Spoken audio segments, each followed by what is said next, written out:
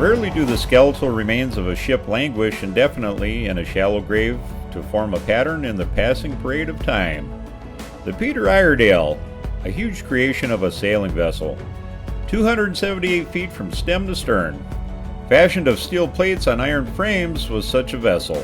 Though it saw but a decade and a half of service, it has remained on the sands of Clatsop Beach, half buried, for more than half a century. Anybody familiar with the Oregon coast has doubtless seen the remains of the Peter Iredale. This old wreck has become a tourist attraction, lying above most stages of the tide for the curious to examine. Each year it presents a different sight, sometimes nearly covered with sand, and again unearthed, red with rust, succumbing bit by bit to the ravages of time. The Peter Iredale finishes out her days as a last reminder of the era of sail. How did she get there? Well, it was on October 25th, 1906. Captain H. Lawrence, master, picked up Tillamook Rock Light at 2 a.m. and called all hands. They would stand off the Columbia River to await a pilot. A heavy southwest wind was in the making and a sail was shortened. Before the faint glow of dawn, the befuddled skipper found his ship amid a surging mass of breakers. Crunching over the bottom, the shock sent a mizing top hamper crashing to the deck.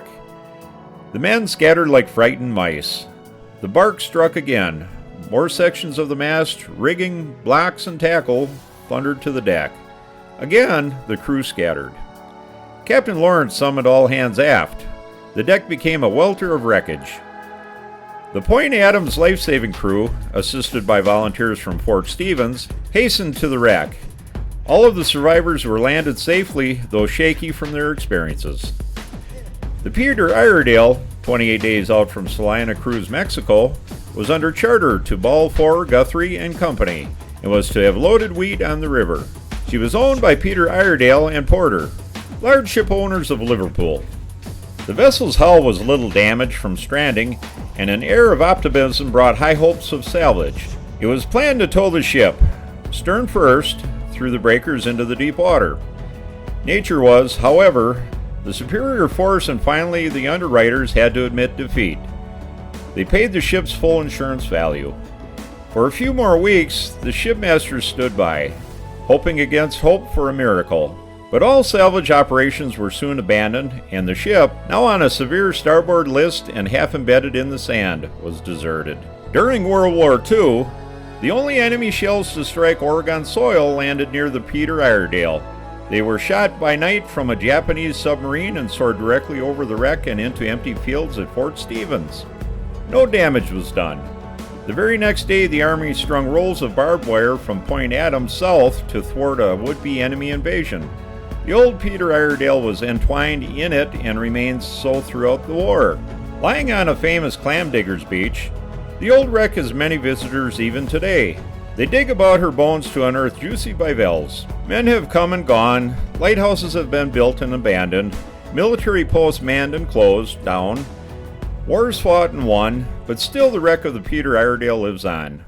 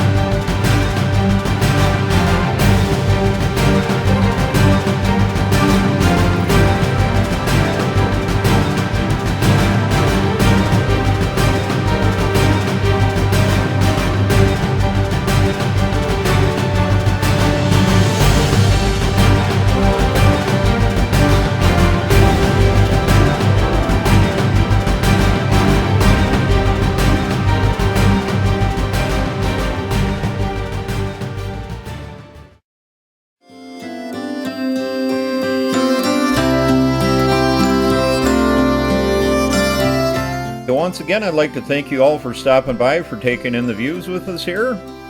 Please like, rate, comment, and subscribe. Until next time, have a good day, everybody. Bye-bye.